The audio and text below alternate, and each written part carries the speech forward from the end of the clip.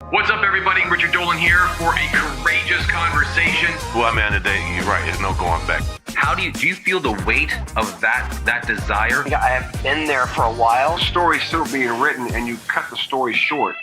As they say, I'm playing with house money. They said, neo-fascist. You can't imagine, Richard. I've heard everything now. But I'll tell you what, you ain't never buying your time back. Value your time. Nothing can humiliate me. I've already done that. He said, you taught me there was more to life than pain, and that kind of opened the door for thousands and thousands of kids. Like, you just show up no matter what. This is an opportunity to kind of delve into yourself and actually pull out what you might have in there. It forced me to think about life after basketball. And it's funny because people need to laugh. You're just passing through, brother. Once you start a courageous conversation, there ain't ever going back to an ordinary one. So, the conversation we want to have as we codify creative geniuses is you're known as Alec Monopoly, the artist. What would you correct about that? What would you add to that introduction? You know, I'm known as the street artist because I love graffiti. You know, that's what got me here. That's my true passion, is painting in the streets. You know, we were just walking down the alleyway and doing some graffiti. That's what really makes me happy, so.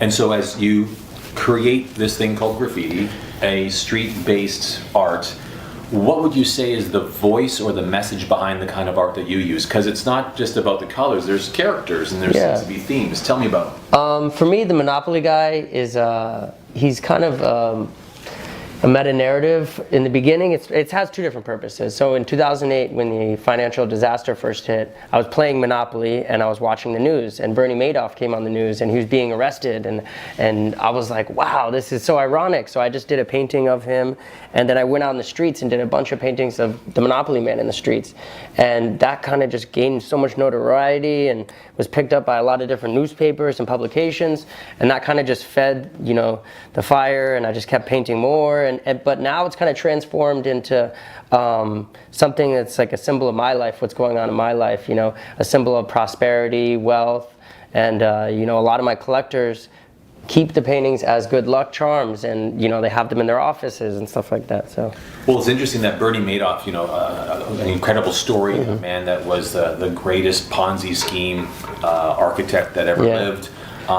But it's an interesting time because that was at the beginning of a very crucible moment for the entire planet, which was the big financial fiasco. Yeah. And so, do you find that there's a story behind all of your art, or is it what it was catalyzed by, which was that one epic event? No, there always is a story behind it. And another interesting fact is Monopoly, the game, came out in 1929 during the first, you know, Great Depression. So that was one of the other reasons I kind of ran with it. And you know, I think there's great for great art, there needs to be dimensions in it. You know, once you look at it, it's a beautiful picture with beautiful colors. Then you look at it again, and then there's the Monopoly guy. What's the meaning behind that? And then you can even get closer and you can see, you know, what are these graffiti tags in the background? So that's kind of my roots of graffiti. You know, there's bubble letters up there of my name, and there's different tags. So I like to have a lot of different dimensions in my work.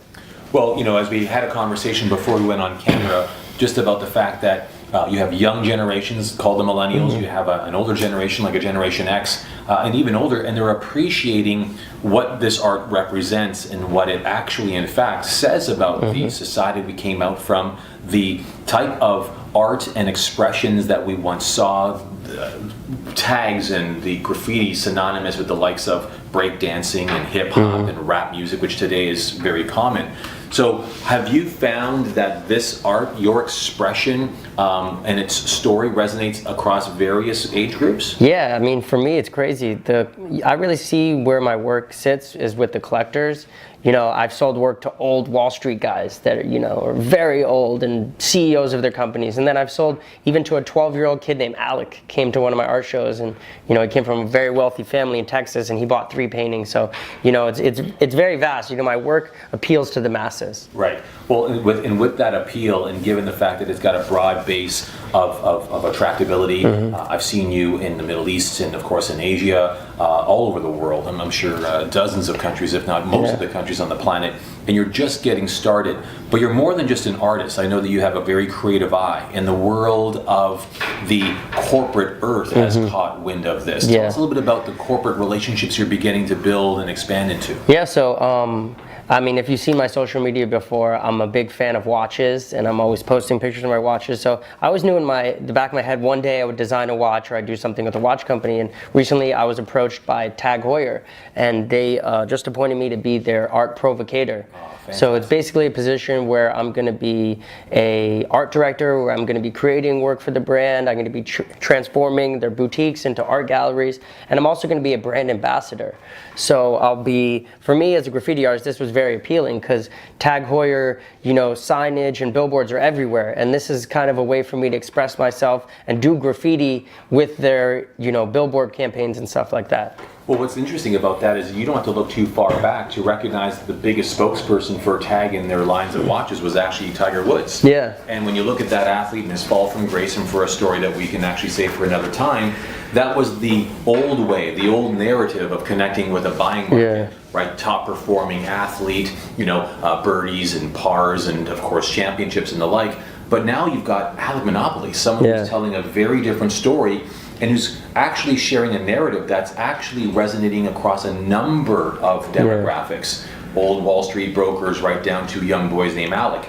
Tell me, when you look out 20 years from now, maybe even 10 years from now, even 5 years from now, where else will you see your artistic influence shaping and/or, in fact, being curated in? Will it be across things like real estate, furniture, and even other places of enterprise? Yeah, for me, I mean, I'm ever expanding with my work, and I think it's very important to be an artist as you're growing. You always have to be changing and growing and developing your style. So there's a lot of things that I want to explore. I mean, I love furniture design. I've always been attracted to furniture design. And in my studio, I've made like weird lamps, and I don't know why. It's just like I love furniture. So that's something I want to explore. I'm also very attracted to doing more museum shows. I want to focus on more museums and public art installations. Big sculptures and stuff like that. As you see with this piece, this is a Keith Haring painting, and I really enjoy his work because he was a street artist from New York, just painting the streets, but he really transformed into this amazing artist, this enigma that was doing public art installations, huge sculptures in the squares of populated areas, and he went from the streets to the galleries to the museums, and that's kind of a role model for me. And so given that it's a role model for you, and you've said this before, and I'd refer to it as the institutionalization of you and your work, your inspired, creative life force. What's the most important part about you and having these pieces, your work, in a museum? I think it kind of immortalizes yourself. When I started out, I was just doing graffiti. I was just painting in the streets. And then I came to this realization that graffiti is an ephemeral thing. One day the building will be broken down. One day the wall will be painted over. So creating canvas is something special that will last forever. And I think, being in the museum really immortalizes yourself. And this day and age, you can be alive and be one of these artists in the museums. And I had my first museum show in Thailand at the Museum of Contemporary Art, and that was just like, it was my lifelong goal to be in a museum. So I really want to continue that feeling. Well, I think it's not just a feeling. I think it sounds like one of your many destinations. So if you had a checklist of all the things that would actually allow you to be the best Alec you can be, one of them sounds like the institutionalization of your work.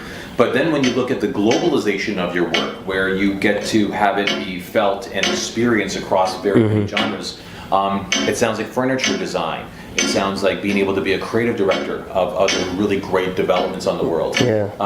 Have you ever found a moment in time, and it may have just happened recently, where you saw your work, whether it was covered and or revealed somewhere, they went, wow, now that's cool. That's my piece, look at the coverage it got, or look at all of the wonderful eyeballs that have now been on it. Have you had one of those moments? Yeah, I mean, for me, going back to Keith Haring, this really resonated for me. I was in art history class, and I saw a picture of Keith Haring, and he was in Times Square, and his piece, the baby crouching, was up on the teleprompter, and he was in Times Square, and I was like, wow, that's so cool. He's larger than life. His art is in Times Square. So I had a collaboration with Forever 21 where they have a huge billboard in Times Square where I did the collaboration, and my art was running on the billboard for a month straight. Wow. So Keith Haring's piece was just up for a couple minutes. Mine was up for a month straight of, constantly flowing through. It was amazing. That's It amazing. was a dream come true sitting there in Times Square because I'm from New York as well. And so it's a big deal for you. Yeah. At a very visceral level. Congratulations on that, by the way. Thank you. And by the way, Times Square is a regular launch pad for you. You just recently broke into the sculpturing world as well. Tell us about that experience. You know, for me, Jeff Koons is a huge, you know, inspiration for me. He makes these sculptures that are, you know, chrome, larger than life. They're selling for millions of dollars. So, you know, he's a role model for me as well. And I've taken my sculpture to the next level from just making little putty designs to making these huge, you know, electrochrome plated sculptures that with my characters, you know, similar style to his with the golds and the chromes and the shiny and the intangibleness of like the beauty, but at the same time I'm creating them with the Richie Riches or the Monopolies. So, you know, my underlining characters are there. Now, this might be a very self-serving question, but I grew up watching Richie Rich, and my name is Richard, so I got Richie Rich, although not blonde nor was I rich. Nor did I have a dog named Dollar. But what was it for you? I understand the story behind, you know, Mr. Monopoly himself, but how did you come to harness and leverage, and it would appear to artistically exploit the likes of Richie Rich? Where did that come up for you? Well, I'm a huge fan of Richie Rich as well, and Monopoly, so it came naturally to me. But, you know, my underlining meanings of money and wealth and prosperity kind of continued through Richie Rich and Scrooge McDuck and these characters that kind of continue the storyline of my work. I think it's important to stay true to yourself and what you're trying to express. Don't get lost in all this other stuff. And yeah. Well, that's interesting coming from you as we wind down the conversation. But you talk about wealth, you talk about prosperity. You're not someone who's a struggling artist. You're a highly celebrated, a commercial success and just getting started. When you talk about wealth and prosperity, what does it mean to you to be wealthy, to be prosperous, to be rich in the things that matter? What's the first lines of definition that come up for you? Well, for me, it's become, you know, I love graffiti and I love painting in the streets, and doing gallery shows and selling my canvas was kind of a vehicle to travel more and get out and reach more places, like coming here to Toronto and even meeting you and going to paint in a back alleyway. That's my happy place, is painting in the streets. So basically, to continue doing that, I had to have success with selling artwork, and so in the beginning it was all about, you know, just traveling and painting more in the streets, and then, you know, as I started to sell more, it became more about developing new pieces. Like, for instance, those sculptures I make, they can cost up to 50 grand in production to make those massive sculptures. So it's, you know, I'm reinvesting all the money into, you know, developing new stuff and creating new works.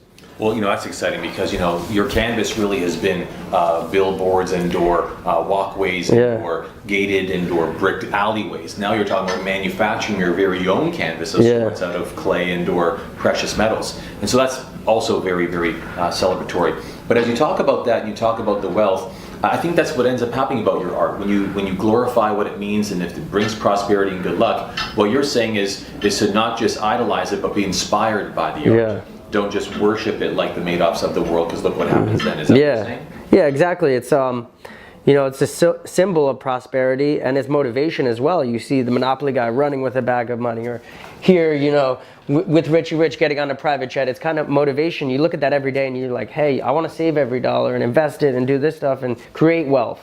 Well, good. Well, I've got 5 last questions that are coming rapid fire because they're quick and they're short and they're important for us to know. Question number 1. When you're at your best and doing what you love, are you able to keep track of time, or you lose sense of time? No, I completely lose sense of time. I mean, I'm not paying attention. Half the time when I'm up on a wall doing graffiti, I forget to even go to the bathroom or even eat. I'll be up there for a whole day painting and I don't even know what's going on. I come down, I'm like, man, I gotta piss, I'm hungry, what's going on? It's like I'm in the zone. So. Got it. So when you're in the zone, question number 2 is when you're in the zone, are you having a very focused attempt on getting what you're doing done, or are there any other disturbances that are able to come into your peripheral? I kind of try to eliminate all those disturbances, and I call it laser focus, where I'm just like laser focused with the spray can. I'm in one and I'm like on the wall, and I usually have, you know, a bodyguard or someone with me making sure no one even comes near me, because I don't even want to hear anyone else. Got it. Number 3, has there ever been a time when you have been not able to paint like you could or create like you would, and it starts to drive you nuts, or are you able to exist in your skin without painting? Yeah, for me, I was going out a lot. I was partying with friends. I was drinking, and I was waking up hungover, and that would really enable me from getting up and actually doing what I'm doing. So I haven't been drinking for the past 2 months, and I've just felt my brain is so much more clear, and I'm so much more focused. And you can even see in my work where everything is there's more attention to detail. So last 2 questions, and they're the most powerful, and they're the deepest. So I'll say them slowly. Okay. As you're here, living and breathing, what do you love hearing people say about your work? You know, for me, it's not even about what they say. I love seeing the facial expressions they have. And when I do gallery shows and I see, I don't really like to, like my favorite picture is the picture of the people standing here looking at the piece, not them seeing the piece, and their smiles and their reactions and their emotions of happiness. That's what I'm trying to draw from people, is happiness, and, you know, have them revisit happy moments of childhood, playing Monopoly with their family. 100%. Yeah. 100%. I get that at a visceral level, because I walked in with my good friend Zark, who arranged for us to meet, and I saw a painting here, which is actually right there, and it's one of my favorite pieces. It has 2 of my favorites, so I know it evoked that emotion. Yeah. So I get that. I know that you were reading that. Last and final one is that, and this is hopefully for another 100 years. So hopefully you're here for another 100 years. So 100 years from now, you pass on. What do you want the world saying about you? For me, I mean, going to art school and learning about Andy Warhol and Basquiat and Van Gogh and these monumental artists that, you know, when I've been painting before, people are like, oh, you're the next Warhol, or you're the next Basquiat. And I'm like, thinking in my head, I'm like, no, I'm Alec. And I want, you know, the next generation of kids, some people saying, oh, you're the next Alec. You know, that would be pretty amazing. Cool. So to be able to know that you can look down or look up from wherever you end up, whatever perspective you might have, to be able to see the world being inspired by generating a new generation of artists inspired by your work. Kind of similar to this painting and Keith Haring, you know. Absolutely. Maybe they're going to be doing pieces that are similar to mine in the next piece. Well done. Alec? Thanks, man. Yeah, man, I appreciate you.